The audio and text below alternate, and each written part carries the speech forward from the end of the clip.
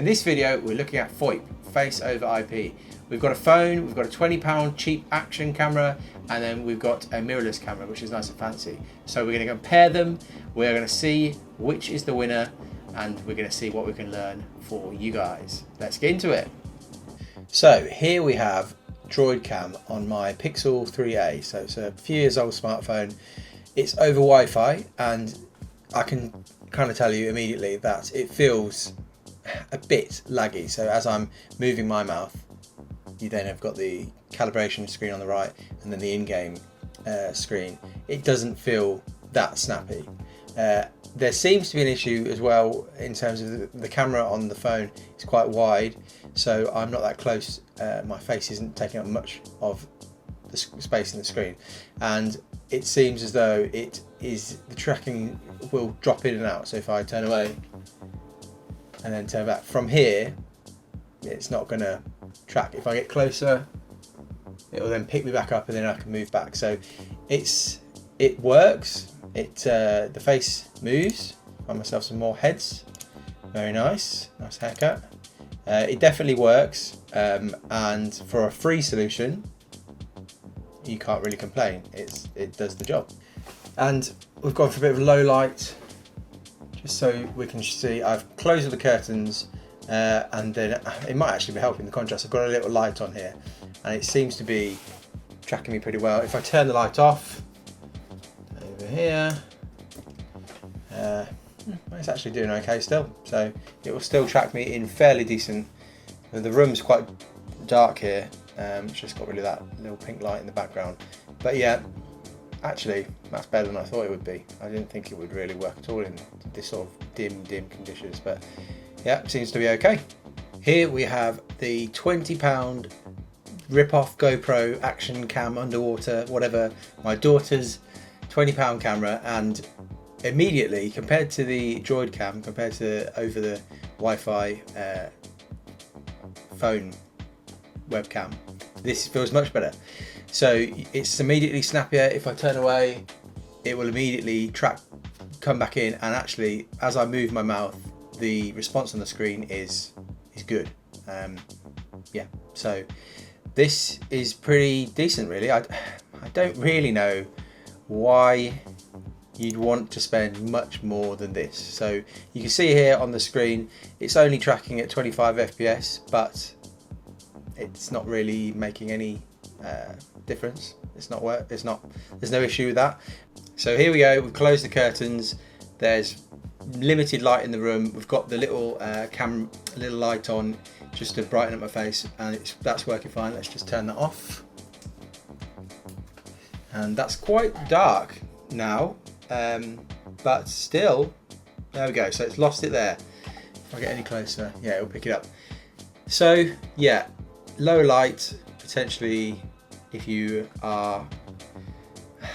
gaming in pitch black dark, and yeah, you get a bit further away from the camera, it will see how far back it'll go.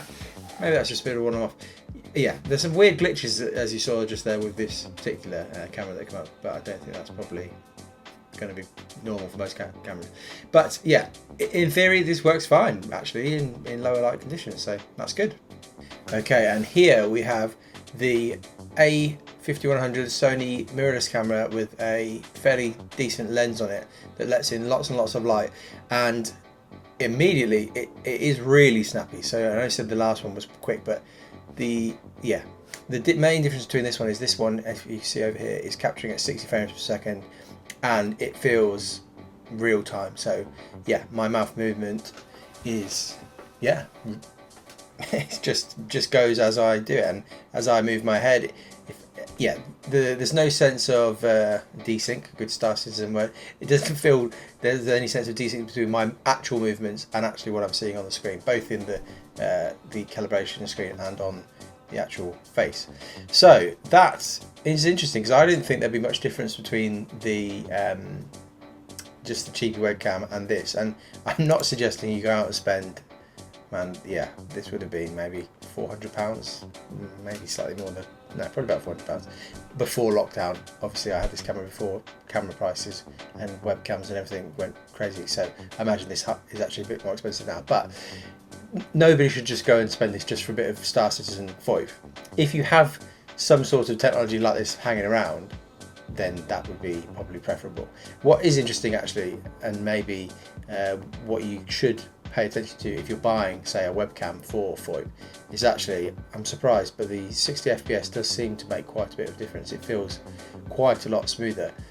So here we are, curtains closed, dark in the room, and yeah, tracking fine as I expect. Let's turn the light off.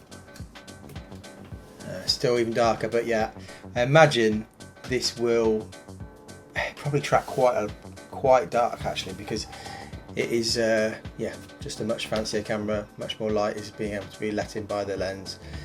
But yeah, I'm genuine. I'm not suggesting anybody goes out and buys mirrorless camera for FOIP, but that is it's impressive how snappy it feels, and that's really quite dark now. So what to make of all this? Well, I've come in game, I've enabled Tobii head tracker as well, so it's got a bit of sway in my head as I move around. This is as lifelike as I can get it, and obviously I look like a complete murderer. It's a very interesting look, but you know, it is working. And so, hello friend, so yeah, what to make of all this? I'll try and do this in game. Oh goodness me, what on earth is happening? I think as people go past my camera, it's pushing my camera out of the way. Yeah, that guy over there. So, what to make of all this? Well, the first thing I'd say is if you're thinking about trying this out, you definitely should just give it a go on your phone. If you can hook that up, it's not that tricky. There'll be different apps for different manufacturers, things like that. I'd give it a go on your phone and just see if you can get a feel for it, and if you really like it. Past that, if you're doing that over Wi-Fi, that's going to feel a bit disconnected, but I would say if you can get it wired up, it may well feel a lot quicker. But past that, my experience here suggests that the best experience is at 60 FPS.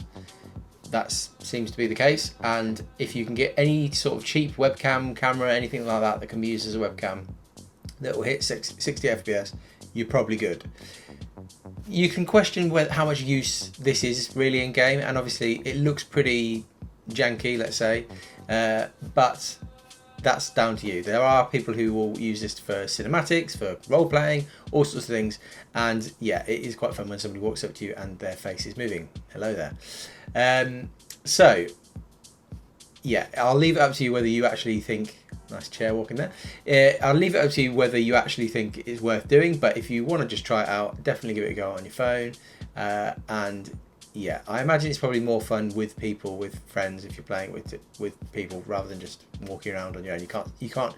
You don't necessarily look at your face in most scenarios, whereas if you've got a load of you doing it at the same time, it's quite funny. But that is the end of this. If you like this more technical look at Star Citizen, I would love it if you'd like this video and subscribe, and come and follow me on Twitch, where when I get to 100,000 Twitch followers, I'm going to get a tattoo of Chris Roberts' face on my foot. See you soon. Bye.